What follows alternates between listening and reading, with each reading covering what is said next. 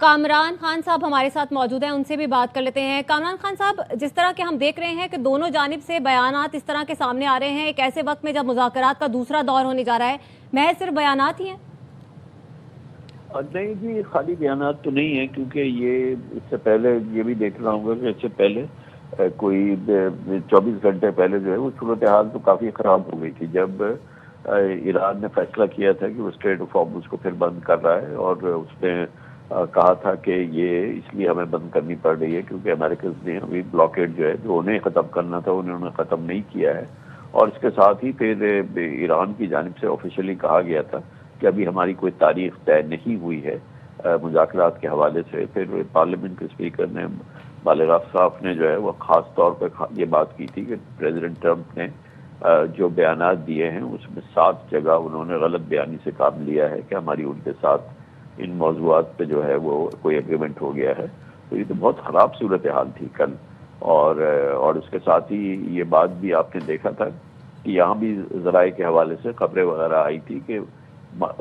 Monday کو بھی یہاں کوئی میٹنگ نہیں ہونی ہے، اور یہ اس کے برعکس کی صورتحال جو اس سے 24 گھنٹے پہلے تھی، جب یہ تھا کہ بس اب ہر چیز طے ہو گئی ہے، اور بہت جلد جب یہ باقاعدہ جب ایران کی طرف سے بیان آیا تھا کہ اسٹریٹ آف ہارمز انہوں نے کھول دی ہے، تو وہ جو چند گھنٹے تھے وہ تو بہت شاندار گھنٹے تھے جس میں کہ یہ بات بالکل عیاں ہو گئی تھی کہ اب کوئی ایگریمنٹ ہو گیا ہے جس کا کہ باقاعدہ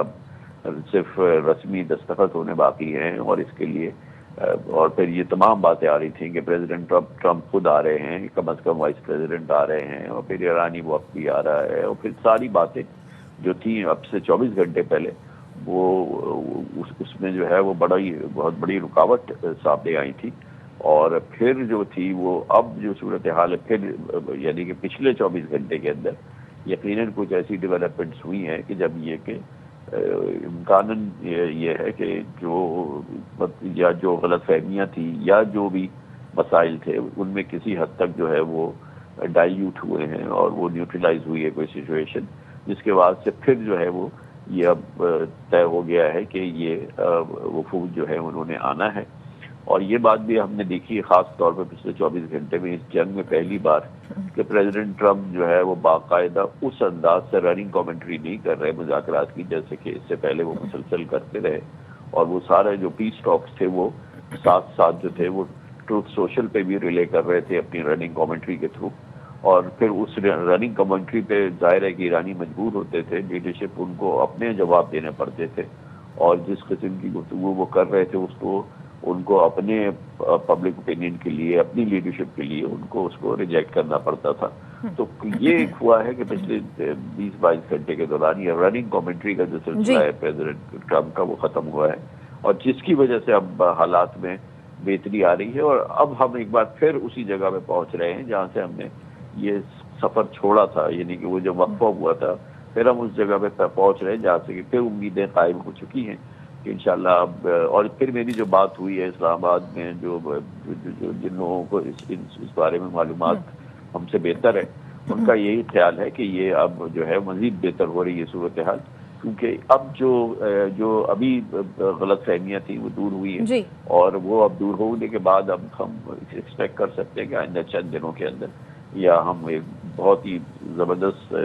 ہلچل کا ماحول دیکھیں گے، اور جس کے بعد انشاءاللہ اس میں باقاعدہ ایک اچھی بریک تھرو اور بڑی خبر کوئی ہمیں سننے کو انشاءاللہ ہم امید کرتے ہیں کہ ایک اچھی خبر ملے اور break through who.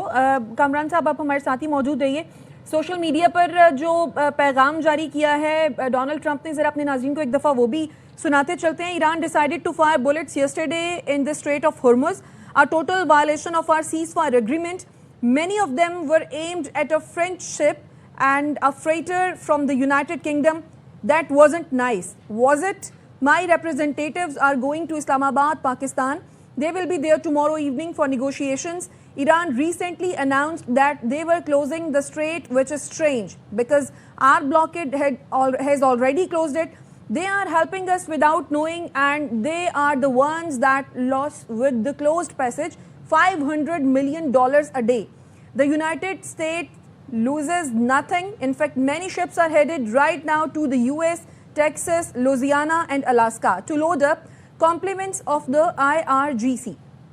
Always wanting to be the tough guy, We are offering a very fair and reasonable deal, and I hope they take it, because if they don't, the United States is going to knock out every single power plant and every single bridge in Iran. No more Mr. Nice Guy. They'll come down fast, they'll come down easy, and if they don't take the deal, it will be my honor to do what has to be done, which should have been done to Iran by other presidents for the last 47 years. It's time for the Iran killing machine to end. President Donald J. Trump, तो ये उन्होंने social media पर पैगाम जारी किया है.